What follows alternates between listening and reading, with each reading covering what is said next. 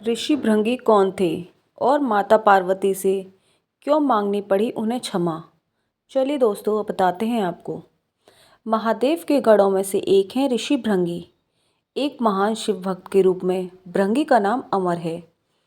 कहते हैं जहाँ शिव होंगे वहाँ गणेश, नंदी, श्रृंगी, भृंगी और वीरभद्र का वास स्वयं ही होगा। शिव शिवा के साथ उनके ये गण अवश्य चलते हैं। इनमें से सभी प्रमुख गणों के बारे में तो कहानियाँ प्रचलित हैं। तो आज हम उनके प्रमुख गण ऋषि भृंगी के बारे में बताते हैं आपको। भृंगी की खास बात यह है कि उनके 3 पैर हैं। शिव विवाह के लिए चली बारात में उनका जिक्र मिलता है। बिनु पद होए कोई, बहुपद बाहु, यानी शिव गणों में कई बिना पैरों के थे और किसी के पास कई पैर थे। ये पद तुलसीदास जी ने भृंगी के लिए ही लिखा है। भृंगी के 3 पैर कैसे हुए, इसके पीछे एक कथा है जो हमें बताती है कि उमा शंकर के बीच प्रेम कितना गहरा है। ये दोनों वस्तुतः एक ही हैं। दरअसल भृंगी की एक अनुचित जिद ही वजह से सदाशिव और जगदम्बा को अर्धनारीश्वर का रूप धारण करना पड़ा था। श्रृंगी महान शिव भक्त थे। सदाशिव के चरणों में उनकी अत्यधिक प्रीति थी और उन्होंने स्वप्न में भी शिव के अतिरिक्त किसी का ध्यान नहीं किया था। यहाँ तक कि वह जगत जननी माँ पार्वती को भी सदाशिव से अलग मानते थे। शिवस्य चरणम केवलम के भाव में हमेशा रहते थे। उनकी बुद्धि है स्वीकार ही नहीं करती थी कि शिव और पार्वती में कोई भी भेद नहीं है। एक बार सदाशिव के परम भक्त ऋषि श्रृंगी ऋषि कैलाश पर अपने आराध्य की परिक्रमा करने पहुँचे।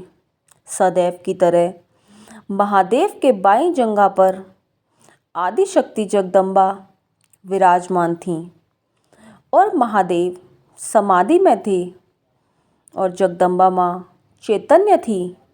जगदम्बा के नेत्र खुले हुए थे। भृंगी तो आए थे शिवजी की परिक्रमा करने। शिवजी तो ध्यान मग्न थे। शिव प्रेम में भृंगी मतवाले हो रहे थे। वह सिर्फ शिवजी की परिक्रमा करना चाहते थे क्योंकि ब्रह्मचार्य की उनकी परिभाषा अलग थी। पर क्या करें, पार्वती जी तो शिवजी के बामांग में विराजमान हैं। भृंगी अपना उतावलापन रोक ही नहीं पाए और उनका साहस इतना बढ़ गया कि उन्होंने जगदम्बा से अनुरोध कर दिया कि वह शिवजी से अलग होकर बैठें ताकि मैं शिवजी की परिक्रमा कर सकूं। जगदम्बा समझ गईं कि यह है तो तपस्वी, लेकिन इसे ज्ञान नहीं हुआ है। अभी यह अधूरा ज्ञान का है। इसलिए उन्होंने भृंगी की बात को अनसुना कर दिया और भृंगी तो हठ में थे। कुछ भी सुनने समझने को तैयार नहीं थे। फिर से पार्वती जी से कहा कि आप कुछ देर के लिए हट जाएं, मैं परिक्रमा कर लूं।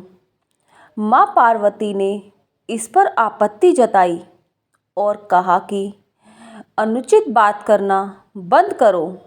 जगदम्बा महादेव की शक्ति हैं। वह सदाशिव से पृथक होने को कैसे तैयार होती।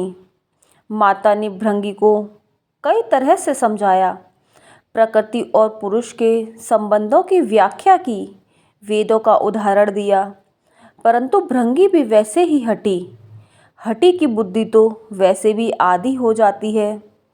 माता द्वारा दिए ज्ञान उपदेश उनके विवेक में उतरे ही नहीं।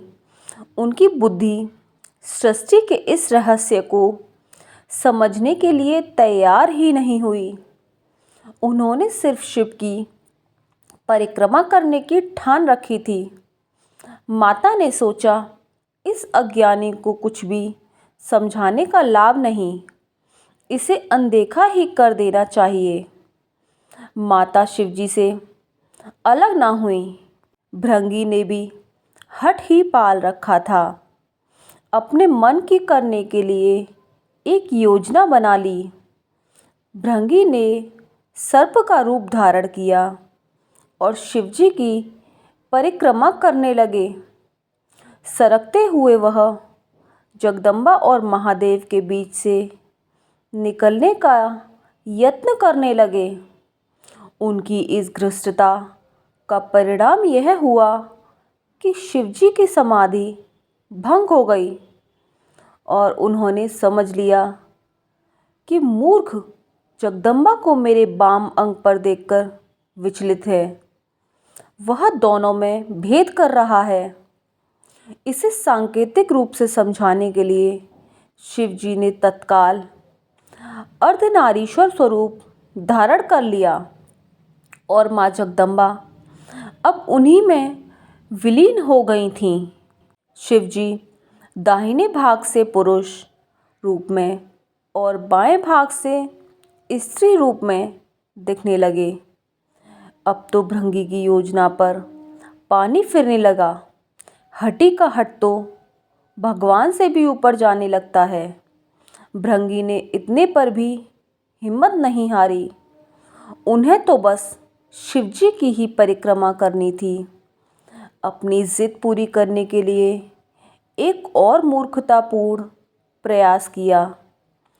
अब भृंगी ने चूहे का रूप धारण कर लिया।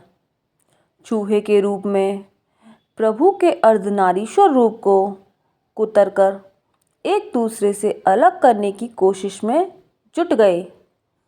अब यह तो अति थी। शिवभक्त भृंगी की धृष्टता को लगातार सहन करती आ रही जगदम्बा का धैर्य चूक गया और उन्होंने भृंगी को श्राप दिया, हे भृंगी, तू सृष्टि के आदि नियमों का उल्लंघन कर रहा है। यदि तू मातृशक्ति का सम्मान करने में अपनी हठी समझता है तो अभी इसी समय तेरे शरीर से तेरी माता का अंश बिल्कुल अलग हो जाएगा। यह श्राप सुनकर स्वयं महादेव भी व्याकुल हो उठे। भृंगी की बुद्धि भले ही हार गई थी, पर महादेव जानते थे कि इस श्राप का मतलब कितना भयंकर है और कितना गंभीर है। शरीर विज्ञान की तंत्रोक्त व्याख्या के मुताबिक इंसान के शरीर में हड्डियां और पेशियां पिता से मिलती हैं, जबकि रक्त और मांस माता के अंश से प्राप्त होता है। फिर क्या था? भृंगी की तो दुर्गति हो गई। उनके शरीर से तत्काल रक्त और मांस अलग हो गया। शरीर में बची रह गईं तो सिर्फ हड्डियां और मांसपेशियां। मृत्यु तो हो नहीं सकती थी, क्योंकि वो अविमुक्त कैलाश के क्षेत्र में थे और स्वयं सदाशिव और महामाया उनके सामने थे।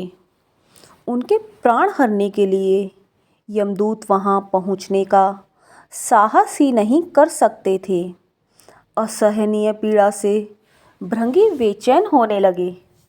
ये शाप भी आदिशक्ति जगदम्बा का दिया हुआ था। उन्होंने ये शाप भृंगी की वेद बुद्धि को सही रास्ते पर लाने के लिए दिया था। इसलिए महादेव भी बीच में नहीं पड़े और इस श्राप का लाभ यह हुआ कि भृंगी असहनीय पीड़ा में पड़कर समझ गए कि पितृशक्ति किसी भी सूरत में मातृशक्ति से परे नहीं है। माता और पिता मिलकर ही इस शरीर का निर्माण करते हैं, इसलिए दोनों ही पूज्य हैं। इसके बाद भृंगी ने असह्य पीड़ा से तड़पते हुए जगदम्बा की अभ्यर्थना की। माता तो माता होती है। उन्होंने तुरंत उन पर कृपा की और उनकी पीड़ा समाप्त कर दी। माता ने अपना शाप वापस लेने के लिए उपक्रम शुरू किया, लेकिन धन्य थे भक्त भृंगी भी। उन्होंने माता को शाप वापस लेने से रोका। भृंगी ने कहा, माता, मेरी पीड़ा दूर करके आपने मेरे ऊपर बड़ी कृपा की है, परंतु मुझे इसी स्वरूप में रहने दीजिए। मेरा यह स्वरूप संसार के लिए एक उदाहरण होगा। इस सृष्टि में फिर से कोई मेरी तरह भ्रम का शिकार होकर माता और पिता को एक दूसरे से अलग समझने की भूल ना करेगा। मैंने इतना अपराध किया, फिर भी आपने मेरे ऊपर अनुग्रह किया। अब मैं एक जीवंत उदाहरण बनकर सदैव आपके आसपास ही रहूँगा। भक्त की यह बात सुनकर महादेव और जगदम्बा दोनों पुलकित हो गए। अर्धनारीश्वर स्वरूप धारण किए हुए माँ जगदम्बा और पिता महादेव ने तुरंत भृंगी को अपने गणों में प्रमुख स्थान दिया। भृंगी चलने फिरने में समर्थ हो सके, इसलिए उन्हें तीसरा पैर भी दिया। तीसरे पैर से वह अपने भार को संभालकर शिव पार्वती के साथ चलते हैं। अर्धनारीश्वर भगवान ने कहा, हे भृंगी, तुम सदा हमारे साथ रहोगे। तुम्हारी उपस्थिति इस जगत को संदेश होगी कि हर जीव में जितना अंश पुरुष है, उतनी ही अंश है नारी। नारी और पुरुष में भेद करने वाले की गति तुम्हारे जैसे हो जाती है। पुरुष और स्त्री मिलकर संसार को आगे बढ़ाएं। दोनों बराबर अंश के योगी हैं। यही सिद्ध करने को मैंने अर्धनारीश्वर रूप धरा है। स्त्री पुरुष दोनों को अपना स्थान, अपना अस्तित्व है। इसे नकारने वाले को शिव शिवा दोनों में से किसी की भी कृपा प्राप्त नहीं होती है। वह जीव मृत्युलोक में सदा शिव शिवा की कृपा के लिए तरसता ही विदा हो जाएगा। भृंगी को वो पद प्राप्त हुआ जिसे हासिल करने के लिए इंद्रादि और बड़े बड़े देवता भी लालायित रहते हैं। संसार को मैथुनी सृष्टि की व्यवस्था शिवजी ने ही दी है। इसलिए उन्होंने सबसे पहले ब्रह्मा को अपना अर्धनारीश्वर स्वरूप दिखाया और उसे देखकर ही ब्रह्मा ने नारी की कल्पना की।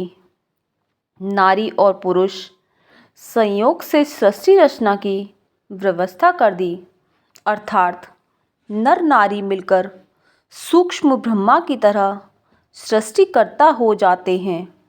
फिर शिव ने जगदम्बा के साथ विवाह व्यवस्था दी। सर्वप्रथम विवाह शिव जगदम्बा का ही हुआ।